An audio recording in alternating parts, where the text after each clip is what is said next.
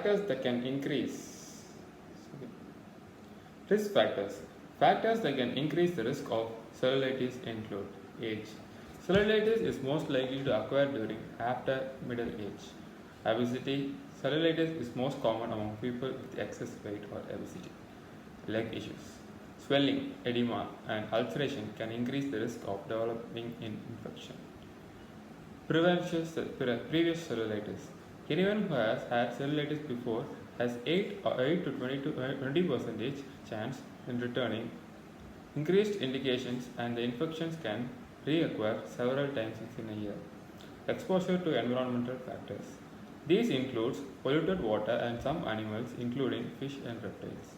Other skin issues. Chickenpox, eczema, athlete's foot abscesses and other skin conditions that can increase the risk of bacterial entry in the body. Lymphadenoma. This can lead into swollen skin which can crack and allow bacteria to enter.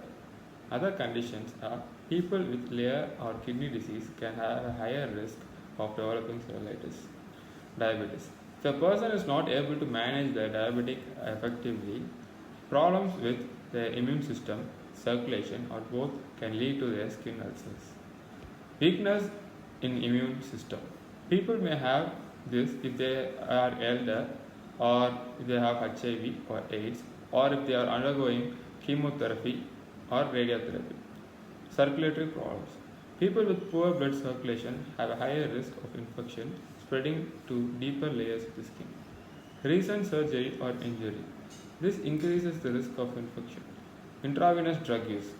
Injecting drugs, especially with used needles, can lead to abscesses and infection under the skin, increasing the risk of cellulitis. Complication.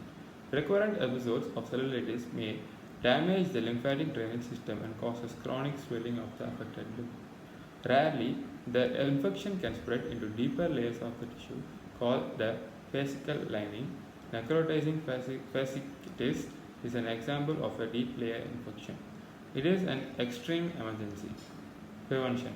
If your cellulitis recurs, your doctor may recommend preventive antibiotics to help prevent cellulitis and other infections. Take these precautions while you have skin. Wash your wound daily with soap and water. Do this gently as part of your normal bathing. Apply a protective cream or ointment for most of the surface wounds over the counter ointment. Vaseline, Polyspin, and others provides adequate protection.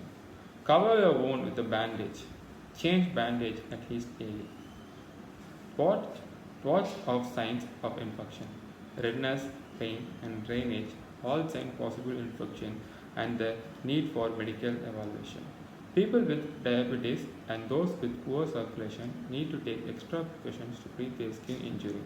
Good skin care measures include the following. Inspect your feet daily. Regularly check your feet for signs of injury so that you can catch infections earlier. Moisturize your skin regularly. Lubricating your skin helps prevent crackling and peeling. Do not apply moisturizer to open sores. Trim your fingernails and toenails carefully. Take care not to injure the surrounding skin.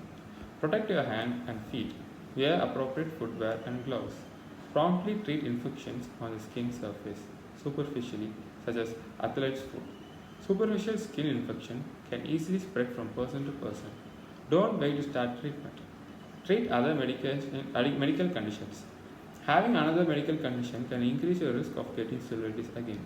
Working with your doctor to manage conditions like diabetes, eczema, leg ulcers, peripheral artery disease can greatly reduce your cellulitis risk.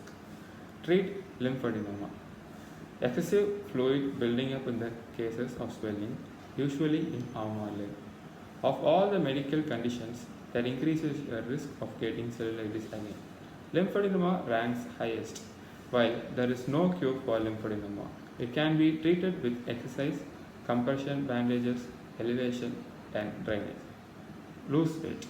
Research shows that if you are overweight or obese and lose weight, you reduce the risk of getting cellulitis again. Stop smoking. If you drink alcohol, drink on moderation. Drinking in moderation means that women have no more than one drink a day or men two. Thank you.